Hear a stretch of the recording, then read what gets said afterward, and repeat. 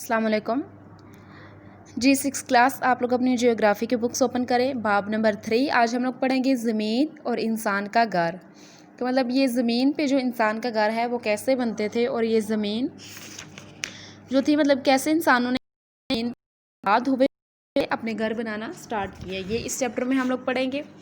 सबसे पहले आप लोग इसका इंट्रोडक्शन देखें। इंसान के रहने के लिए सबसे महफूज जगह इसका घर होता है। घर वो माहौल है जिस पर इंसान की ज़िंदगी का ढांचा खड़ा होता है।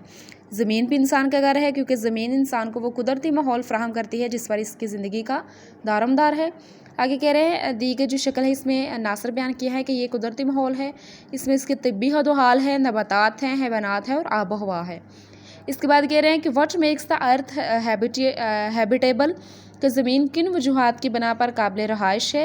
कुदरती माहौल निज़ाम शमसी के सियारों में से सिर्फ ज़मीन पर ही मौजूद है जिसकी वजह से ज़मीन और बादी और सियारे वीरान है।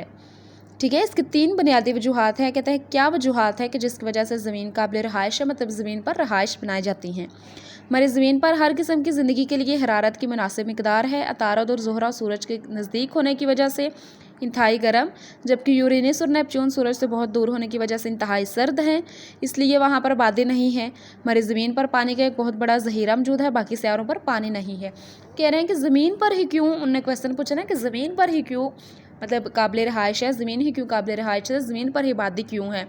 तो वो कह रहे हैं कि जो 2 सियारे हैं अतारद और ज़ोहरा, वो सूरज के नज़दीक है, वहाँ गर्मी है, वहाँ भी इंसान आबाद नहीं हो सकते। और जो 2 सियारे हैं सूरज और यूरेनस और नेपच्यून, वो भी इंतहाई दूर है और वहाँ पे सर्दी है।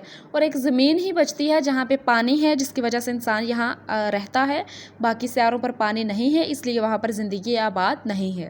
हमारी ज़मीन के इर्द गिर्द ऑक्सीजन से भरपूर हवा का एक गिलाफ मौजूद है जिससे कुर्रा हवाई कहते हैं। आप लोग ये अंडरलाइन करें, ये कुर्रा हवाई की डेफिनेशंस हैं जिसकी वजह से ज़मीन पर ज़िंदगी मौजूद है। मतलब कह रहे हैं कि ऑक्सीजन से भरपूर है हमारी ज़मीन इसके इर्द गिर्द, इसलिए ज़मीन पर ज़िंदगी पाई जाती है। इसके बाद कहते हैं कि ज़मीन के कुदरती Kurre natural spheres of earth, कुदरती माहौल के पेश नज़र ज़मीन को 4 कुर्रों के तहत मतलब किया जाता है। सबसे फर्स्ट कुर्रा है कुर्रा हवाई, उसके बाद कुर्रा हुजरी, कुर्रा आबी और कुर्रा हयाती। कुर्रा हवाई देखिए, कह रहे हैं कि हमारी ज़मीन के इर्द गिर्द मुख्तलिफ़ गैसों पर मुश्तमिल हवा का एक गिलाफ मौजूद है, इसे कुर्रा हवाई कहते हैं। ये 7 कुर्रा हवाई की डेफिनेशन होगी। ये गैसें कौन कौन सी हैं? इन गैसों में नाइट्रोजन, ऑक्सीजन, कार्बन डाइऑक्साइड और ओजोन, आबी बहरात और हवाकी ज़रात शामिल हैं।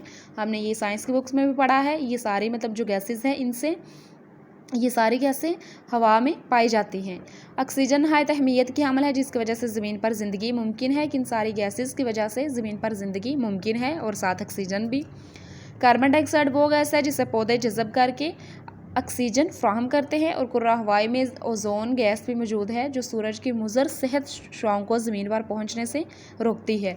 कह रहे हैं कि ओजोन गैस भी मौजूद है हवा में, क्योंकि वह जो सूरज की मतलब के नाकिस शुआएँ हैं, मतलब जो नुकसान देती हैं सूरज की शुआएँ, उन्हें ज़मीन पर पहुंचने से रोकती है। ये सारे आगे उन्होंने डायग्राम में बनाई है, कोई कुर्रा आबी, कुर्रा हवाई, कुर्रा हयाती और कुर्रा हिजरी। ठीक है, ये सारा है।